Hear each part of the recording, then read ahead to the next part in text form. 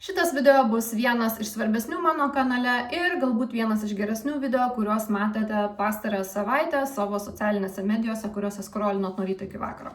Galbūt tikiuosi, mano žiūrovai neskrolino nuo ryto iki vakaro, nes vis aiškinu paradoksaliai, kaip apie mane būdavo prieš daugybę metų sakoma, kad aš ryte atsikeliu ir pirmiausia įsijungiu kompą ir skrolinu Facebooką, nes tai atrodė tuo metu, omega, dabar aš jūs mokau, kad to nedarytumėt ir kad pirmiausia išeitumėt, pamatytumėt saulę ir debesį, o ne savo Instagramo feedą. Kodėl darau šitą video ir kodėl esu pasiėmusi savo vadinamąją maldaknygę, ant kurios yra parašyta We are all made of stars.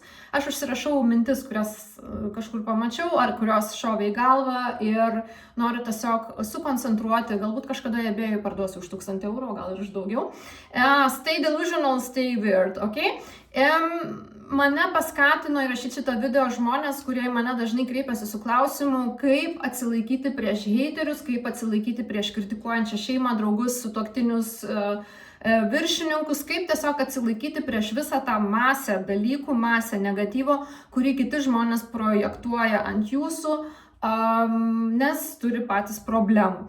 Tai pirmiausia, supraskite, kad žmonės su jumis elgiasi taip, kaip jie patys su savim jaučiasi, kokį jie turi santykių su pasauliu. Neseniai užblokavau vieną komentatorių, linkėjimai, irgi paskatinu iš dalies šitą video padaryti, nes aš tiesiog neigiamą energiją alchemizuoju į teigiamą energiją ir iš to, ką man siunčia kažkas blogo, aš padarau gero. Ir va dabar būtent paskleisiu šitą stimulą, šitą impulsą, paskleisiu tam, kad galbūt kažkam pagerinčiau gyvenimą. Tai yra mano naujojo gyvenimo, sakykime, dabar, kuo toliau per gyvenimą einu, kuo daugiau suranku tos patirties gyvenimiškos, tai aš jau nekovoju tų kovų, ten su kažko aiškintis, kapotis ir panašiai, aš pasiemu tą energiją, ką jūs skiriate, čia yra aukščiausia alchemijos forma ir panaudoju sukurti tai tam kažkas, kas yra teigiamo. Tai galima daryti tiek su savo emocijom, tiek su svetimom emocijom. Tai tam, kas rašėt, už ką ten mokėti pinigus, tušinekinės sąmonės, tai va čia toks yra pavyzdinis video, kurį kelsiu visiems, kad žinotumėt, už ką moka žmonės pinigus. Ir tai nėra pasiteisinimo video, tai tiesiog yra būtent proga pasakyti, kad palaikau visus, kas bando patys kažką daryti socialiniai medijai ar tiesiog daugiau reikšti savo nuomonę, nes labai suprantu, per ką jūs pereinat, realiai mane visą gyvenimą lydi heitas ir aš su tuo jau kuris laikas esu išmokusi dylinti. Kas yra autentiškumas? Visi sako, tu esi tokia autentiška, tu sakai, ką galvoji. Vienas iš mūsų tikslų, sakykime, mūsų sielos tikslų, aš nesu krikščionė ar panašiai, bet aš labai kvestionuoju tai, ką mes galvojam, kad žinome ir noriu sužinoti kuo daugiau to, ko mes nežinome ir galbūt man irgi kaip ir jums nelemta sužinoti to, ko mes nežinome, dėl to, kad mūsų smegenys tiesiog mes neturim jutimų. Aš visai ką tą sakau, kad mes nematom Wi-Fi bangų, bet tai nereiškia, kad Wi-Fi mūsų kambarį nėra. Mes tiesiog neturim jutimo tam. Kažkurie gyvūnai mato, tarkim, paukščiai mato magnetinius laukus, mes nematom, paukščiai orientuojasi, mes nežinom, kaip ten tiksliai tai padaro. Tai nebūkim riboto požiūrio, kad to, ko nematom, tas neegzistuoja. Nors daugelis šitų dalykų, apie ką aš kalbu, yra tiesiogiai susijęs su psichologija ir jokios magijos čia nėra. Pakalbėsime apie autentiškumą. Vienas iš jūsų, kaip žmogaus, ar sielos, ar žmogaus, nesvarbu, kokio jūs metafizinio lygmens norite, ar jūs norit labai kalbėti logiškai ir realistiškai, ar norit labiau eiti į tą sielos pusę, nesvarbu. Jūsų, kaip žmogaus. Kas yra Dievas? Mano nuomonė, Dievas yra mumise, visata per mus patiria save ir kokia yra mūsų misija, tai čia yra didžiausia mūsų užduotis išsiaiškinti. Bet mūsų sielos, mūsų kaip žmonių, vienas iš tikslų turėtų būti autentišku. Tai kas tas autentiškumas? Tai yra, kai sakai, ką nori.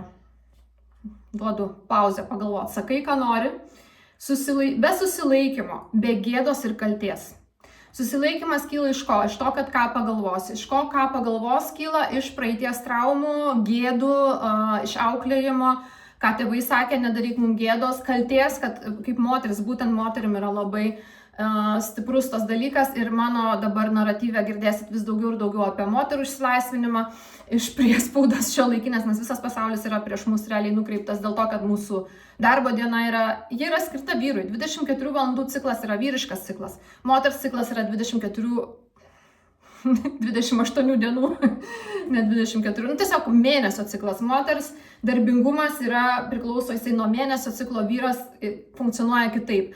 Visa šita darbo sistema, kuri yra mums brukama kaip duotybė ir mes turime grindinti ir mes turime čia pahalinti iki kol nukrisim, ji yra sukurta vyram, kurie turi namų šeimininkės namuose, jos skalbia jų triusikus, jos kepa jiem pyragus, jos eina apsipirkti. Gėda ir kaltė. Kaltė yra moters dalykas, kaltė yra moteriai primestas jausmas, kad tu neturi teisės. Visų pirma, moteris be vyro, tai iš vis jau tik dabar naujausiais laikais atsirado tas, kad moteris be vyro ar moteris be vaikų galbūt yra pilnavertė moteris. Moters balsavimo teisė, kada atsirado? Neseniai. Raganas degino irgi dar palyginus prieš porą šimtų metų. Mes visada kažkokios buvom ne visavertės, nors iš tiesų moteris yra viso ko pradas. Kai užsimezga vaisius moters gimdoj, jisai pirmiausia turi viską, ką turėtų moteris. Spenelius ir taip toliau. Paskui testosteronas padaro savo darbą. Bet mano mama visai sako, tai kodėl vyrai su speneliais, ką jie čia įsivaizduoja, kad jie čia kažkokie yra už mus viršesni. Ne, moteris yra viso ko pradas. Moteris gali sukurti savį ir išnešioti gyvybę. Viskas. Aš nežinau, kas įvedė šitą. Vyrai bijojo visada moterų, kad jos turi žinias, kad jos gali būti raganom ir tiesiog visas pasaulis, išskyrus galbūt Skandinaviją, ten yra kultūriškai moters valdžia kažkiek pripažinta, bet tiesiog visi bando mus menkinti. Bet aš turiu vilties, kad mes kažkada išsilaisvinsim, daugiau ar mažiau.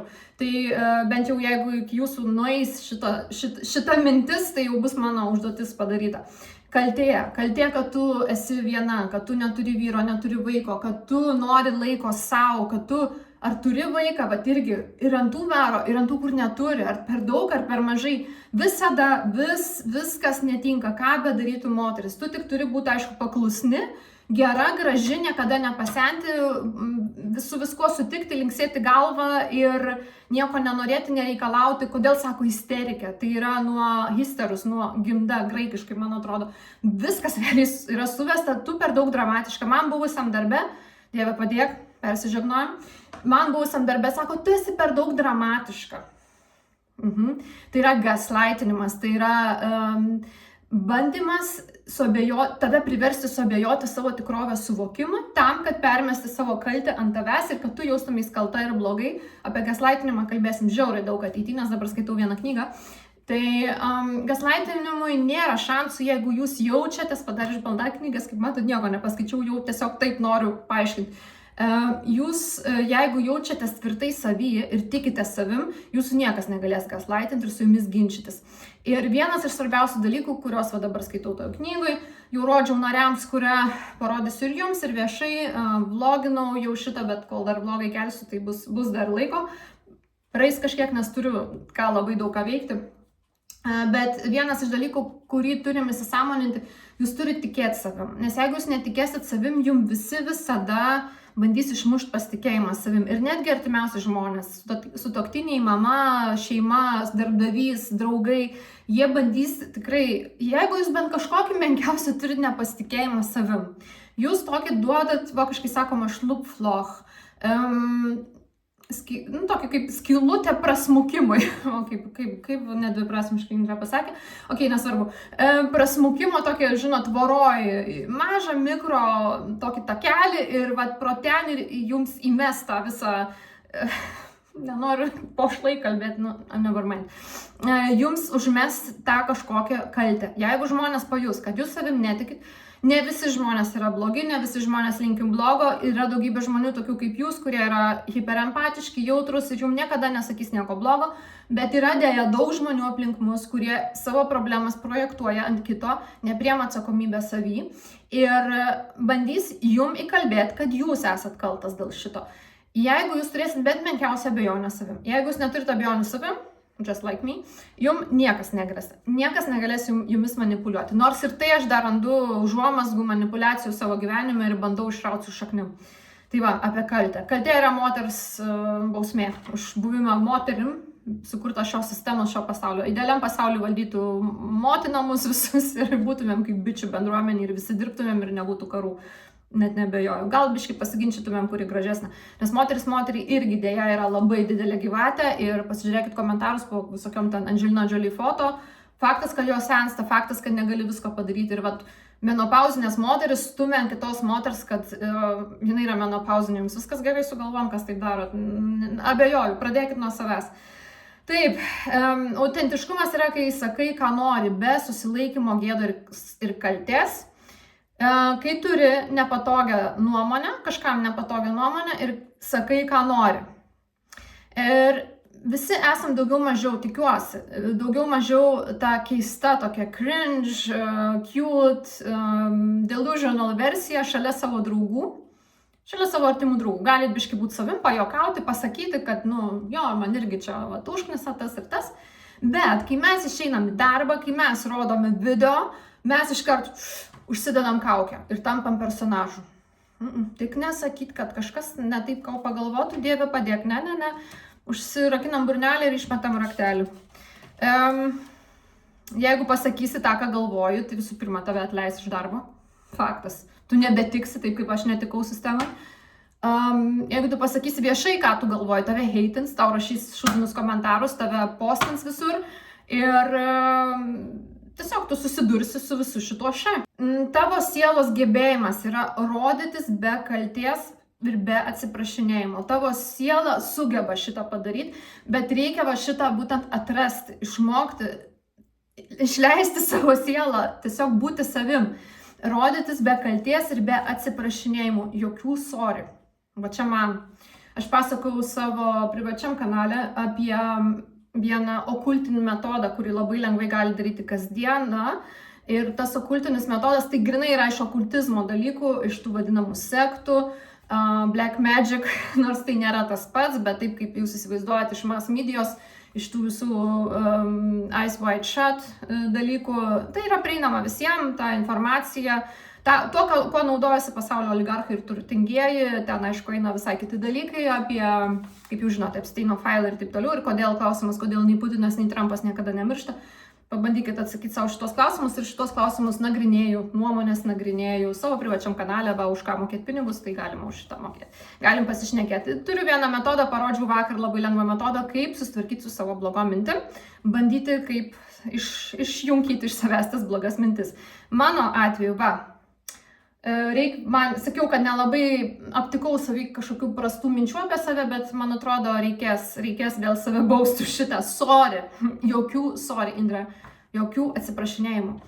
Arba per didelis aiškinimas. Va čia mano silpnybė. Kai aš su kažkuo ginčiuosi, mano draugai žino, aš labai aiškinu, kad va taip, aš manau dėl to, taip ir taip ir taip. Fuck it, leave it. Ne tavo užduotis yra įrodyti, kodėl mes bandom įrodyti tiem žmonėm, pavyzdžiui, savo mylimajam, kai su juo ten ginčiamės, kai jis mus biški gaslightina ir mes bandom ten ginčytis, bet mes ginčiamės dėl to, kad mes norim, kad jis mus matytų taip, kaip mes norėtumėm būti matomi. Mums reikia to patvirtinimo.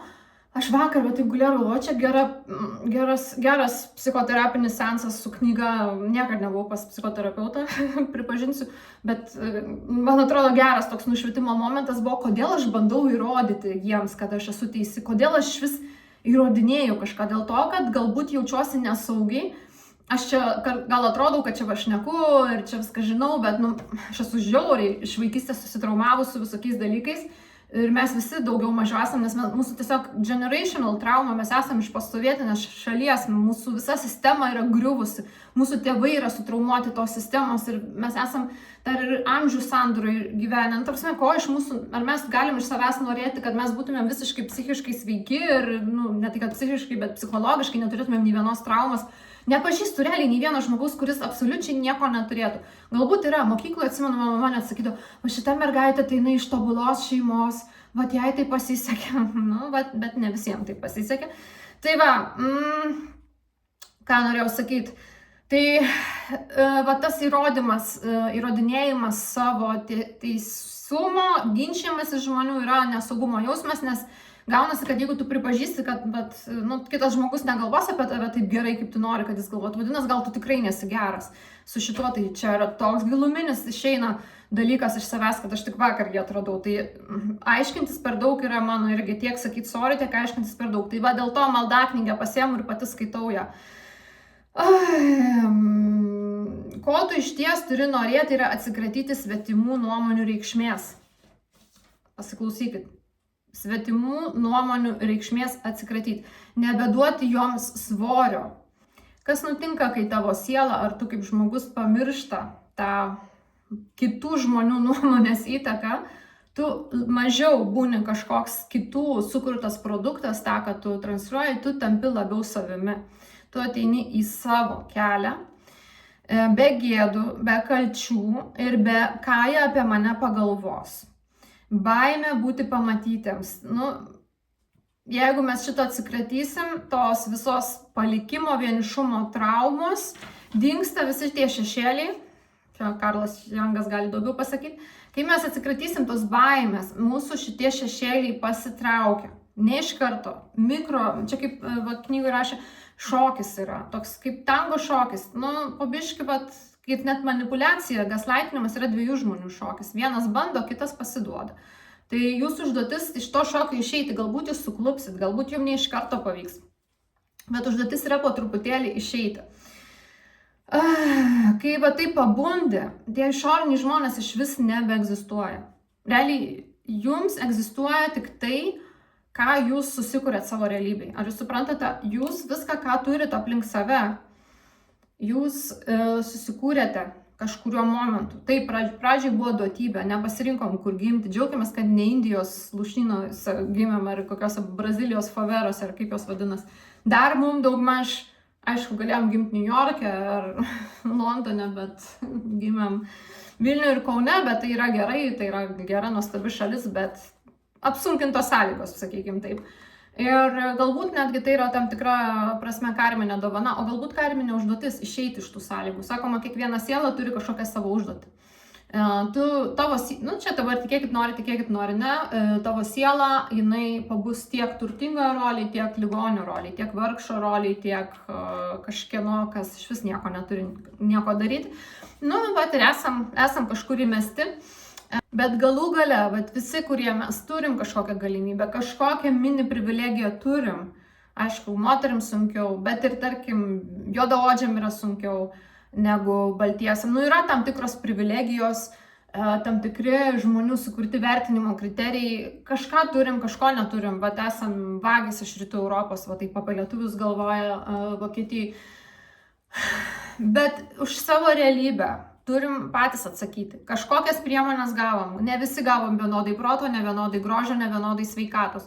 Bet iš to, ką mes turim, iš to, ką gavom, mes privalom išgryninti tai, kas yra svarbu, kas yra gero. Ir tą visą, kaip aš sakau, tą negatyvą generuoti, alchemizuoti į pozityvą.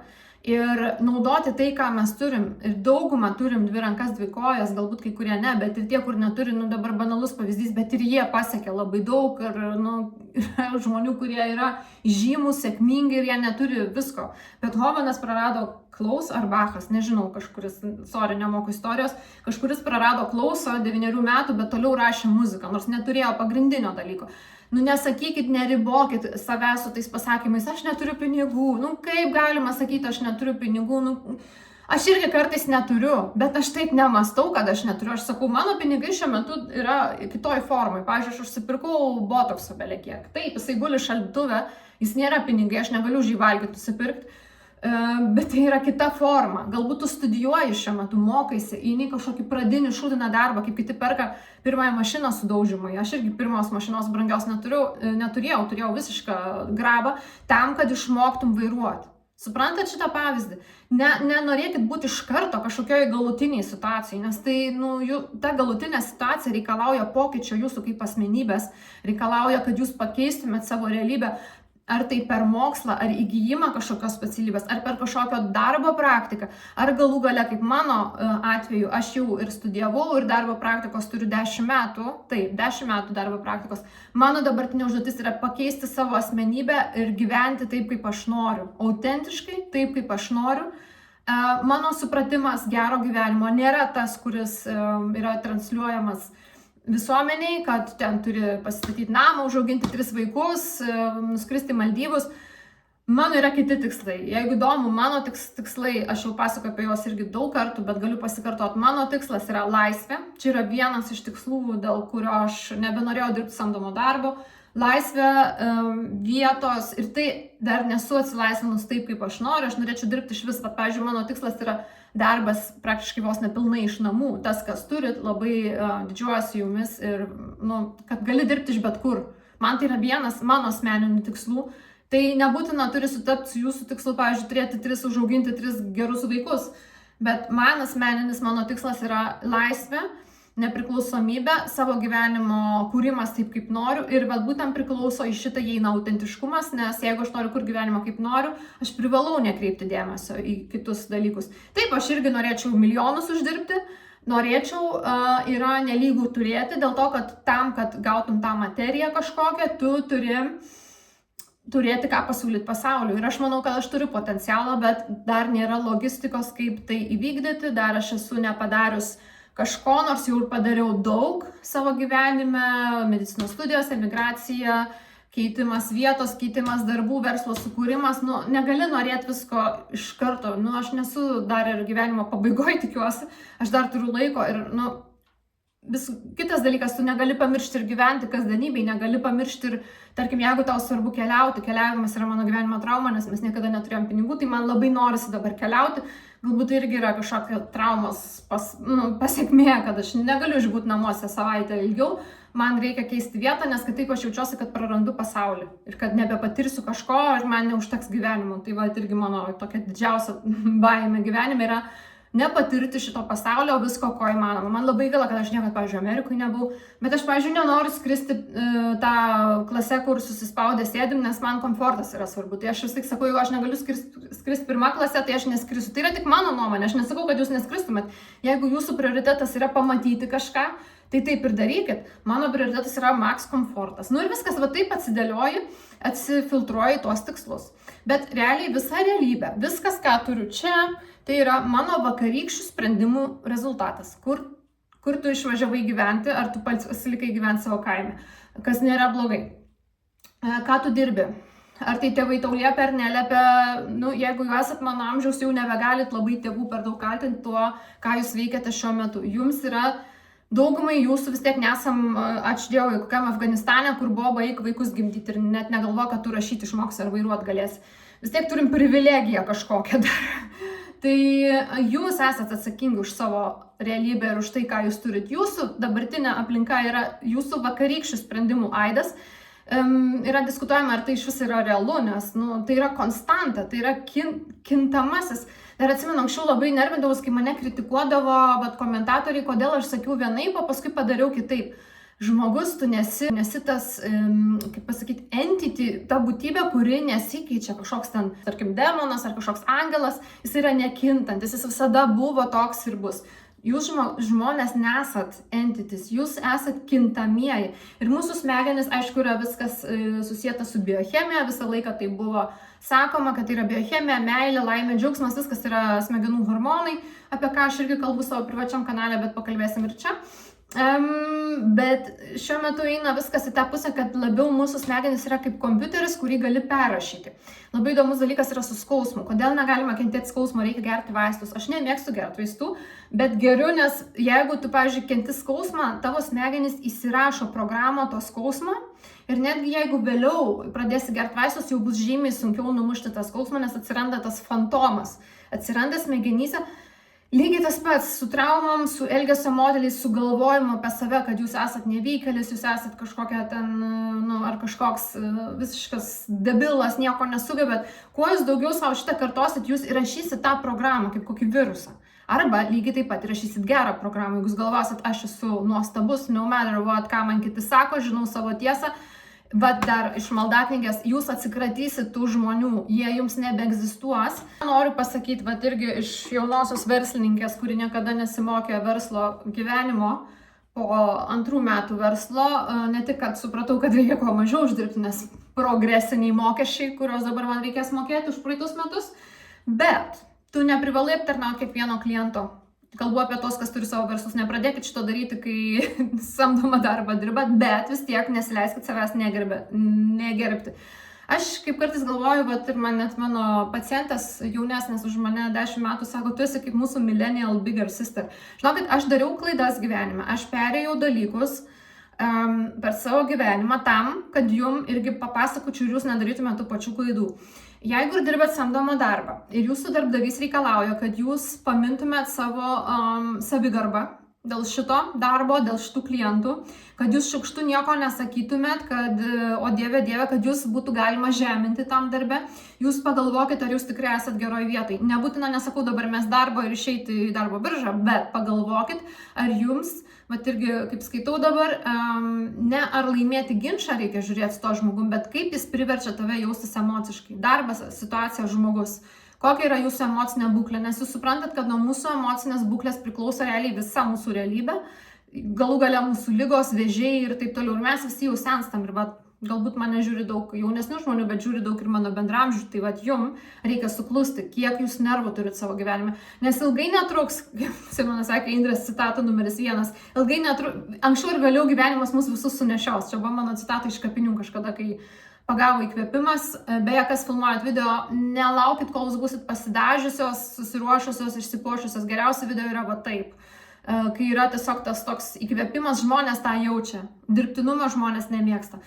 Turit kalbėti natūraliai. Viskas turi vykti natūraliai. Irgi viena iš mano citatų. Tai va, jūs pagalvokit apie savo sveikatą, nes tai yra realiai svarbiausia. Kai būna visokios problemos gyvenime, žmonės ten nervuos dėl darbų ir taip toliau, bet kai atsiranda rimtas sveikatos problemas, taiga visos kitos problemos nueina į šoną. Kodėl? Todėl, kad sveikata yra svarbiausia. Ir labai mano mylimas pavyzdys, su kuriuo jau įgrisau, ar keistumėte su milijardierium, kuris gali skraidyti su private jetu po pasaulį, nieko nereikia dirbti, tiesiog gali daryti, ką nori. Ir keistumėtės vietomis, keistumėtės, o jeigu pasakyčiau, kad jam 95 metai, keistumėtės, ne, laikas yra, kas yra svarbiausia jums. Ir sveikata, nes sveikata, jūsų kūnas neša jūsų sielą. Ir jeigu jūs norit kažką pasiekti, tiek fiziniam, tiek galbūt dvasiniam lygmenį, jūs turite rūpintis savo kūnu. Ir prasideda viskas nuo to atsikratyti destruktyvios aplinkos, kad ir kokia jį bebūtų. Tiek fiziškai, esu turėjęs gyvenime atveju, kur patariau draugiai išsikraustyti iš pelėsinio buto, nes tiesiog buvo belė koks pelėsius ir taip negalima gyventi. Žmonės, negyvenkit pelėsiniuose butuose, pelėsis yra kancerogenas. Neleiskit rūkyti namuose. Vokiečiai labai mėgsta namuose rūkyti. Ačiū Dievui, mano draugas seniau tai darydavo, kol dar buvo labai jaunas. Dabar jau šito jau seniai nebedaro, su manim jo labiau. Pabandytų prie manęs namie užsirūkyti kas nors. Žino mano draugai, kurie rūko, nes mano visi draugai rūko. Beveik visi. Ir ne, aš nepriemu toksinės aplinkos tiek psichologiškai, tiek fiziškai. Taip, mikroplastikas, dabar galim kalbėti. Taip, mūsų viskas aplinkui yra plastikas. Čia yra kita tema ir čia yra tema ateičiai visiems mum, kaip išvengti plastiko. Tai va, labai daug yra tų vadinamų Baustelle vokiškai kelio darbų. Yra daugybė temų, ką reikia susitvarkyti gyvenime, bet galim pradėti nuo galvojimo, kokioje mes esam situacijoje ir ar mus kažkas... Kodėl čia tušinukas? Vonioj. Ai, va, iš knygos. Okay. Tai va, galim pradėti nuo šito, kad mes tiesiog pagalvojam savo escape planą. Galbūt jis užtruks 3 metus, kaip mes išeisim iš to darbo, bet prašau, dėl Dievo meilės pagalvokit, nenugyvenkit gyvenimo to amebų, planktonų, tų principų, kur, žinot, jie būna planktonai, kurie nemasto apie nieką. Aš tikiu, kad jūs mastot, nes jūs žiūrit mane. Jeigu jūs jau žiūrėjote šitos vietos, galiu garantuoti. Jūs esate 99% arba mąstantis ir 1%, kurie manęs nekenčia ir žiūri, kaip prisikabinti. Sėkmės. Kaip matot, mano šitie gyvenime yra tikslai jau, nebe tiek, kad su troliais kovoti internetiniais, okei? Tai va, tai jūs tikrai mąstot, tai jūs žinot, apie kokias amebas aš kalbu, tai čia tie žmonės, kur, žinot, sako, kad jie iš tokios metafizinės pusės, kad jie yra tiesiog kiborgai, čia nepriimkite tiesiog, jie yra ta, žinot, brick in the wall. Jie vykdo tą programą, kuri yra diegta iš viršaus, Black Mirror tikrai visi matėt, net nebejoju. Ir tai yra žmonės, kurie nekvestionuoja sistemos. Manau, kad jūs kvestionuojat ir tai yra labai gerai. Ir tik taip realiai mes kaip žmonija iš vis galim kažką pasiekti, išsilaisvinti iš oligarchų priespaudos, nors labai abejoju šituo. Tiesiog pasaulis eina šiknon ir kuo toliau, tuo labiau ir galo nesimato, bet kažkaip mums gyventi reikia. Kažkaip reikia mums atsilaikyti prieš šitą. Tai laikykite savęs, atsisukit į save. Mes esam ne tie turtingieji, galingieji, Trumpas, Putinas daro sprendimus, daro įtaką mums. Bet mes esam realiai savo visatos centras. Mes turim susigrąžinti, take your power back, ok? Prašau, dėl Dievo meilės ir dėl manęs. take your power back, pradėkit nuo savo realybės, nuo savo to mažo burbuliuko, nepulkit, nesakau, nesuabsoliutinkit, prašau, kad čia išmesti darbą, išeiti, bet galvokit ilgą 5-mečio, kaip sovietmečio, 5-mečio planą, susigalvokit savo 5-mečio planą, užsirašykit, kuo jūs norit būti, kokiu žmogum norit būti, užsirašykit pirmu asmeniu, atsikeliu 6 ryto, išeinu, pirmiausia, neskrolinu, išeinu į lauką, pamatau saulę. Išeinu į gryną orą pasivaikščiot kasdieną bent 20 minučių, geriau 5 minutės, bet ne 0. Užsirašykit, kuo jūs norit būti, supraskit, prašau supraskit, kuo jūs norit būti, kokio jūs tikslą turit gyvenime, kokia jums yra ideali diena, kokia yra jūsų misija gyvenime, kaip jūs įvykdote savo kaip žmogaus funkciją visuomeniai. Ir pinigai, nu, dabar irgi pamačiau video, labai man patiko, net papostinau savo Instagram'e, kaip dabar visos ten manifestuokime pinigus. Ne pačius pinigus reikia manifestuoti, pinigai yra kaip elektra. Yra, nėra. Tai yra tiesiog elektra, jinai prateka pro jūs. Jie ateina tada, kai tu kažką darai, kas yra susijęs su tavo tikslu, su tavo purpose. Ir jeigu tu tai darai nuoširdžiai, nepasiginčysit su šito. Jeigu darai nuoširdžiai ir jauti savo vertę, ateis jums tie pinigai. Vienokiu ar kitokiu būdu. Taip, dabar sakysit, Lietuvoje sunku gyventi, jau girdžiu prieštaraujančius balsus. Kodėl tada jūs gyvenat Lietuvoje? Ar man buvo įmanoma dirbti, jeigu aš neėmu kyšių? Jeigu aš noriu dirbti sąžiningai? Ar man buvo įmanoma gyventi už 600? Ne. Būčiau galėjus bandyti tapti influencerė, bet tuo metu buvo, o dieve, ką pagalvos klinikose kiti rezidentai, kaip čia kažkokia youtuberė tapo, daktarė, iš vis kalbėjom mano privačiam kanale su viena mergina, linkėjimai, biochemikė iš Vokietijos, jau dabar net kaip pavyzdį naudoju, nes tiesiog mane tas pavyzdys labai ne tai kad sukrėtė, bet tiesiog palietė mane, kaip mergina sako, blemba, viską darau, esu mokslų daktarė biochemijos ir uždirbu mažiau nei Lidlo kasininkė ir čia Vokietijoje. Bet ir atrodo, ieškai žmogus ir atrodo vis kažkas ne taip. Tai bandykit tiesiog dar kartą inventorizuoti, ką jūs gyvenime galit daryti kitaip. Bandykit dabar patarimas žmonėm, kurie sako, aš viską darau ir vis tiek nieko. Rekomenduočiau tikrai galbūt net ir nueiti į psichoterapiją, ne dėl to, kad sakau, kad jūs turit problemų, bet reikia ieškoti savy, kas dar yra ne to. Kodėl aš neturiu namo ir nevartau milijonų? Bet vartau, žinokit, 6-ženklės sumas per metus, tik tiek, kad reikia valstybei paskui viską atiduoti.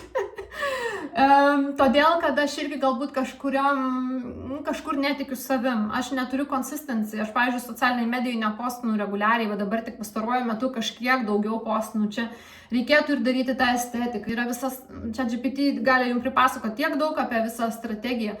Aišku, tu nesufeikinsi strategijos, kai tu neturi to autentiškumo ar ką pasakyti, tu turi polarizuoti, tavęs turi realiai nekesti, jeigu nori išpopuliarėti, nes tu turi kažką pasakyti tokio, kad žmonės užsikabintų ir išsilaikytų ties tavo žodžių, nes jeigu jūs tave šlifuosit ir ten poliruosit ir rodysit, o dieve, kad tik, čia kreipiuosi visus tos, kas manęs klausia, kaip su socialinė medija pradėti. Įsivaizduojate, aš neturiu daug followerių, bet manęs klausinėja žmonės, kaip su socialinė medija, kaip daryti. Realiai visada manęs visko klausinėja, kaip Vokietijoje įsidarbinti, kaip ką, ir aš galėčiau šitos vystyti dalykus. Kodėl aš nevystau? Nežinau, bet ir ieškoti savy, kodėl neišnaudojat savo potencialą. Ir va čia reikia, manau, kad labai didelė turi įtaką mūsų šita postsovietinio jaunimo trauma, kad mums yra įkalbėta, kad mes esam kažkokie, kaltę turim jausti, mes čia nieko nenusipelnom. Visą gyvenimą tiek universitete, tiek mokyklai mums būdavo aiškinama, kad mes esam debilai. Bent jau mano atveju, bent jau aš susidūriau, netgi būdama rezidentė, turėdavau klausyti vadovo aiškinimų ne tiek man, bet bendrai visiems susodinti ir būdavo pasakyta, kad mes esam dalbajobai visiškai. Tai toks kondicionavimas mūsų visą gyvenimą mums uždeda narvą ir mes nebeatrandam to potencialo. Pažiūrėkit, kiek yra visokių influencerių, kokia Gerda Bieliauskaitė, nežinau, ar dar jinai populiari, bet iš senų laikų pamenu, tiesiog mergina iš niekur, bet sugebėjo susikurti savo brandą. Įsivaizduojat, sugebėjo turiu omeny brandą kaip savo vardą. Iš nieko, realiai. Jinai dažėsi, darė gražius makiažus, darė dramas ir išpopuliarėjo. Realiai 13-mečiai kūrė YouTube'ą. Kodėl mes negalim ir nežinau, ieškokim savy priežasčių, ką mes kažkaip gal savęs neįvertinam, galvau žingsnius surinkau nuo savo gestikuliavimo, bet iškroviau savo laikrodį. Ok, viskas, pavargau, reikia susitvarkyti virtuvę. nes kai atsikeli ryte turi būti švari virtuvė ir eisiu miegot, nes geras miegas prasideda nuo vakaro. Kadangi šiandien pasidariau savo kardio 4 km, tai miegosiu gerai, bet reikia tvarkytis. Ačiū. Tikiuosi, kad ta energija ir iš vienos pusės neigiama, iš kitos pusės savo pačios neigiama, iš trečios pusės žmonių klausimus pavyko man alchemizuoti kažką gero. Tikiuosi, kad jums bent kažkokią mintį daviau gerą ir kad jūs šitą alchemizuosit toliau ir pamažu keisime savo realybės teigiamą linkmę. Ačiū ir iki. Myliu jūs visus, net ir tuos, kurie manęs nekenčia. Vis tiek jūs myliu. Aš esu, jūs žinot, jaučiuosi kaip ta tokia močia kartais. Nu, vaikeli, nu ką tu darai? Va, pavyzdys iš knygos. Ar jūs ginčytumėte su 4-mečiu, kuris sakytų, rytoj nukris mėnulis ant žemės? Arba saldainiai yra tas pats kaip daržovės, aš valgysiu saldainius, irgi labai sveika. Ar jūs ginčytumėtės? Ne, nes jūs žinot, kad tai yra netiesa, tai sakykite, eik gulti, vaikeli. Gerai, ate.